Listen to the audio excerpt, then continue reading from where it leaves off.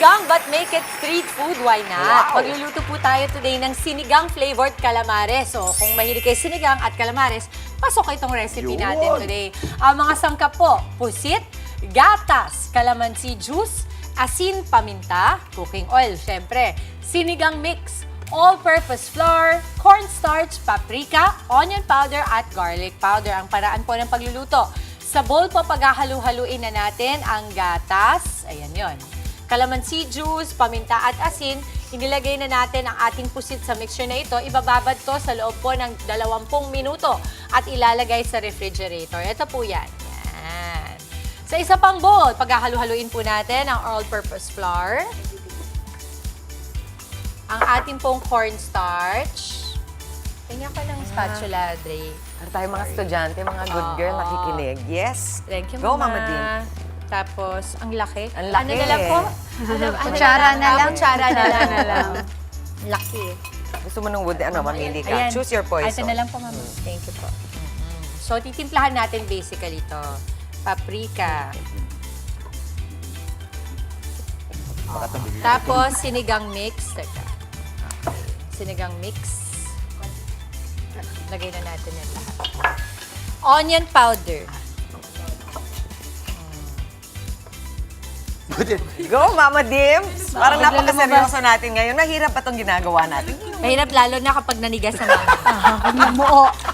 Akin na nga yan. Ito pa. Nanigas na siya. Ano yan, powder? Ano kailangan Bakit natin? iba pa dito? Okay na. Okay na? Tapos Okay na. Ano kailangan? Ano Isipin mo na kailangan? lang yan yung ano. Hindi, ito na. Ayan, yan. Okay na. Okay na, okay na. Ayan. Okay, okay, okay. Tapos, garlic powder. Garlic powder. Wag mo akong subukan. Pwede. Sige lang. Alam ko din. Okay. Tapos, salt, pepper lang naman. Salt, pepper. Tapos, hahalu-haluin natin yan. Tapos dyan po natin i-coat na. Oo. Mga po ating sinigang calamares. Siyempre, maraming salamat po, Manong Ted and DJ Cha. Pasensya na. At mukhang hindi po aabot sa inyo ito. Ito pong reality versus expectation. Wala akong kasalanan dyan, At ha? least hindi sunog, di ba? Mapantayan din ako mga Andre. Hindi, si Mama Dimps yan. Ayan, ang budget po natin, 120 pesos, 20 to 25 pieces calamares. Pero ito, hindi na to umabot ng 20 to 25 kasi nabawasan na. Di ba? Sige, mga 60 pesos yan. O di ba kung isipin mo, mura pa rin, ganyang karami, di ba? Gusto ko lang po paalala kasi po hindi dahil di ba kanina ako yung nagpiprito. Si Mama Dimps kasi napakagaling sa tansyahan. Tama yung sabi din ni Ninong Ted, wag sobra kasi titigas. So tamang tansya yan, di ba Dimps? Very tricky. Mamunat kasi yan eh. Pag kinagat mo, para kang nakikipagtalo sa Oy, ano. tingnan ninyo, kakagat ako, Go. sobrang... So kailangan mong bantayan. Akala ko nung... 2 to 3 minutes Mga lang gano'n, yan. no? 2 to 3 minutes. Akala ko nung natin? una na sabi ang lulutuin natin, calamares sinig. Akala ko may sabaw. Oo, ako rin. Akala ko talaga gusto ko, wow, sarap. Wow, ang sarap. Maasim siya. Sama Mau, di ba? Yung sinasabi mo kanina. Parang sinawsaw mo siya sa suka. So kahit wala siyang Yun, dip, yun. pwede.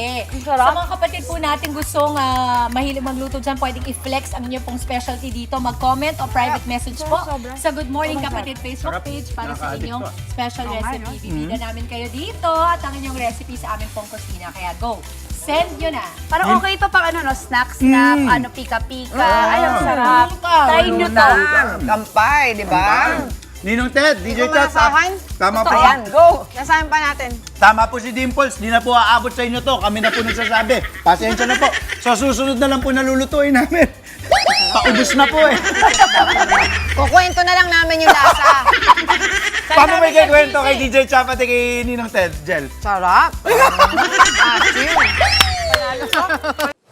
Mga kapatid, Dimples Romana po, maging maalam at may pakialam sa mga napapanahong issue at headlines. Mag-follow na po at subscribe na sa social media pages ng News 5.